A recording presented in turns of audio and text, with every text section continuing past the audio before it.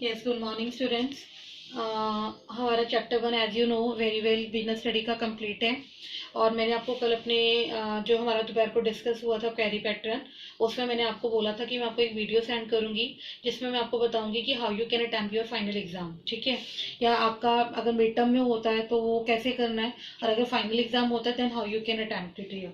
देखो, आपको सभी को मैंने अपने फर्स्ट वीडियो में बताया था कि आपका जो थ्योरी पेपर है वो 80 मार्क्स का आता है, और जो आपका पेपर पैटर्न है, जो प्रोजेक्ट फाइल है मतलब आपकी, वो 20 मार्क्स की है। ठीक है, अब जो हमारा 80 मार्क्स का क्वेश्चन होता है, पेपर आता है, मतलब थ्योरी का जो 80 मार्क्स का पेपर है उसमें जो क्वेश्चन क्राइटेरिया सिलेक्ट होते हैं बेटा, यही पैटर्न आपका +2 में भी चलेगा।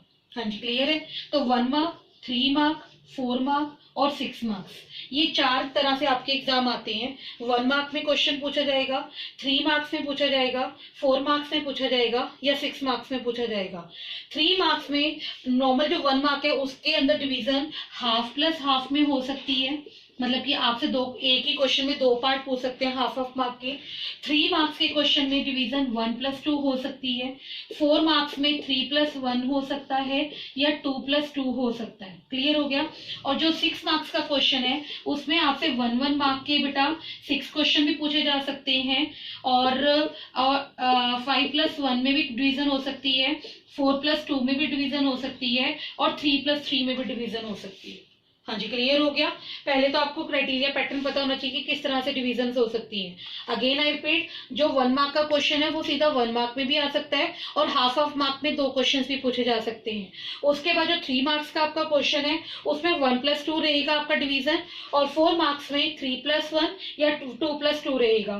और उसके बाद 6 मार्क्स में या तो 1 मार्क के केस स्टडी में 6 क्वेश्चन आ जाएंगे, या 5+1 में हो सकता है, या 4+2 में हो सकता है, या 3+3 में हो सकता है।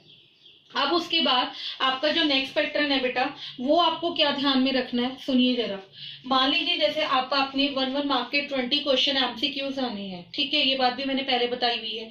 जो एमसीक्यू क्वेश्चंस हैं वो आपको ऑप्शंस के साथ भी आ सकते हैं और सीधा स्ट्रेट फॉरवर्ड भी आ सकते हैं। ये डिपेंड करेगा एग्जामिनर के ऊपर कि एग्जामिनर आपको किस ढंग से क्वेश्चन पैटर्न डाल के दे रहा है। हाँ जी, क्लियर हो गया।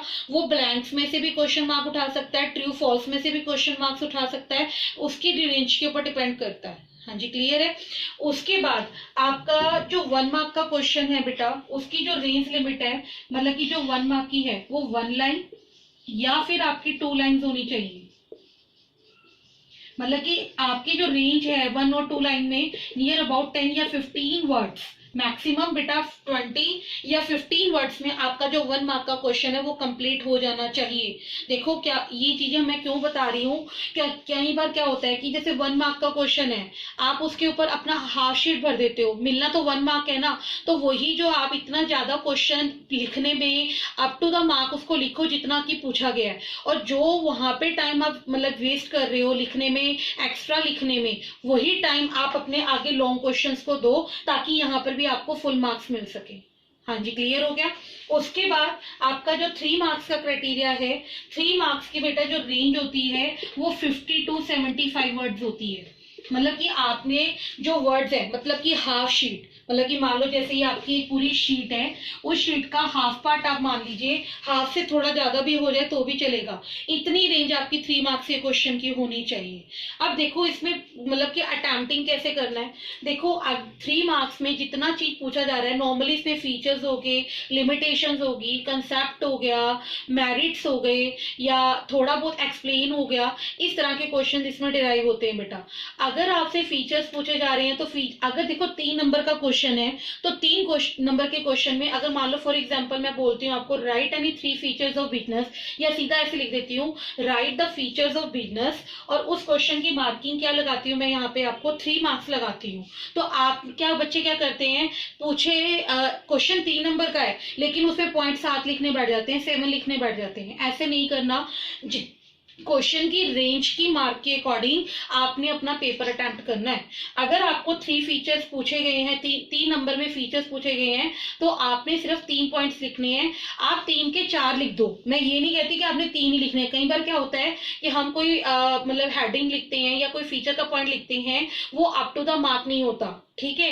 तो उस कंडीशन में अगर आपने 4 फीचर्स लिखे होंगे तो आप एक्सीलेंट मार्क्स ले सकते हो, कि अगर आपका एक गलत भी हो जाए, हमेशा जितना पूछा जा रहा है उससे एक एक्स्ट्रा लिख जाओ, ताकि अगर गलत हो जाए तो आपकी सिक्योरिटी और सेफ साइड बनी रहे कि आप 1 पॉइंट एक्स्ट्रा लिख कर आए हो।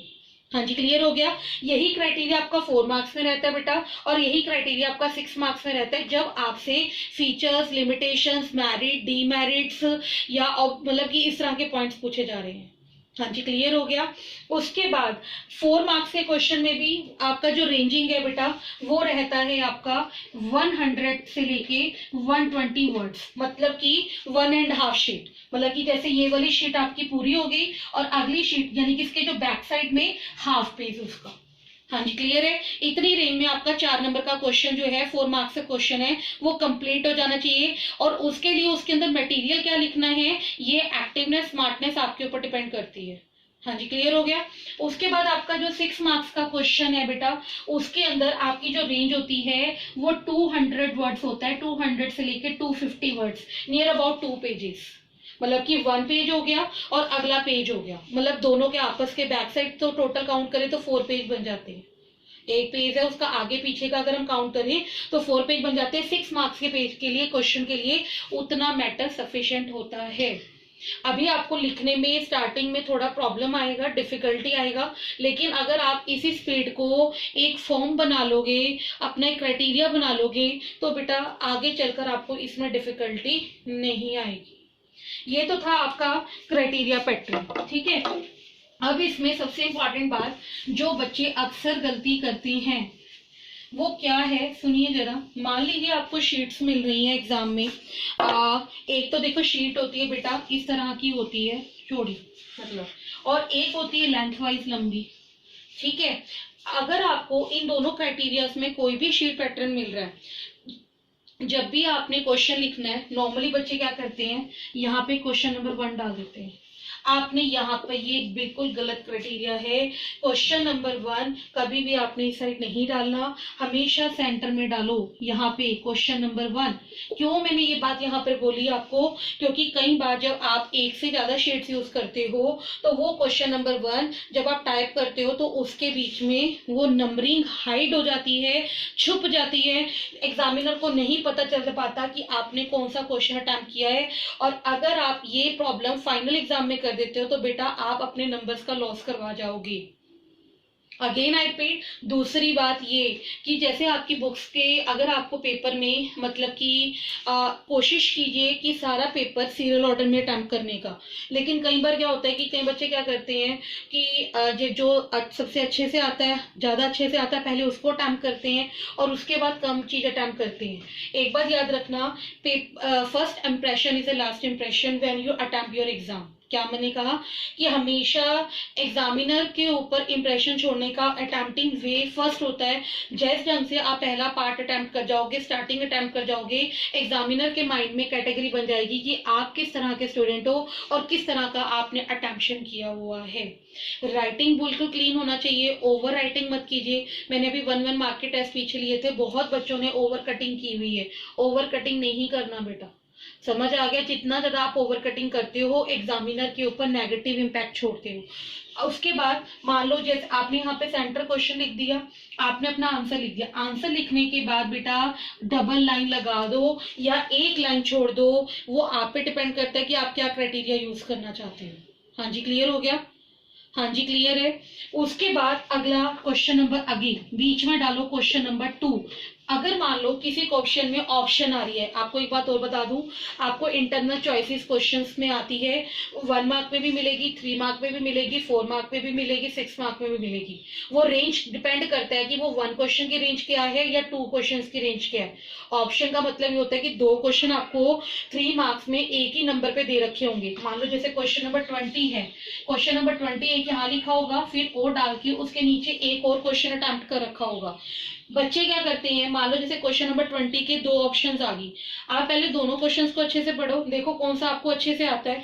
अगर आपको ऊपर वाला क्वेश्चन आता है तो आप अपने क्वेश्चन नंबर 20 के साथ यहाँ पे ए पार्ट लिखोगे। ए पार्ट से क्लियर हो जाएगा कि आपने पहला क्वेश्चन अटेम्प्ट किया है। और उसके बाद अगर दूसरा क्वेश्चन अटेम्प्ट कर रहे हो तो यहाँ ए की जगह पर बी पार्ट अटेम्प्ट करो अपना। हाँ जी, क्लियर हो गया। जितना ज्यादा आप क्लैरिटी से नीटनेस के साथ पेपर अटेम्प्ट करोगे आपके लिए बेटा उतना ही ज्यादा बेनिफिशियल होगा। तो ये थी आपकी क्राइटेरिया ट्रेंड पैटर्न्स जिनको आपने ध्यान रखना है। और सबसे बड़ी इंपॉर्टेंट बात, अक्सर हम क्या करते हैं, कोई भी क्वेश्चन, मान लो कोई क्वेश्चन का हमें थोड़ा बहुत नॉलेज है, हम पेपर ब्लैंक छोड़कर आते हैं। कभी भी पेपर, लाइफ में ये बात गांठ बांध लो, अपने दिमाग में रख लो, आपने कभी भी पेपर बेटा ब्लैंक छोड़कर नहीं आना। आपने उसको प्रॉपरली सही तरीके से सारा पेपर अटेम्प्ट करके आना है। अगर आपको उसके बारे में थोड़ा बहुत 2-4 लाइनें भी पता है ना, तो भी आपने उसको लिख के आना, लेकिन उसको लास्ट में अटेम्प्ट करना जिसमें आपको बिल्कुल श्योरिटी है कि भाई ये मुझे बिल्कुल नहीं आता, थोड़ा बहुत नॉलेज है, बस आप उसी को लाइन से बनाकर लिख कर आओ। हाँ जी, क्लियर हो गया। कई बार अगर हमारी कंडीशन बिल्कुल ही डाउन जा रही है, मतलब कि हम एवरेज में लाई कर रहे हैं, अगर आपने वहां कुछ लिखा होगा उस क्वेश्चन के रिगार्डिंग या उस कंसेप्ट के रिगार्डिंग, तो एग्जामिनर आपकी कंडीशन को क्लियर करने के लिए वहां पे बेटा मार्क्स दे देता है। हाँ जी, क्लियर हो गया। ये तो थी बेटा सारी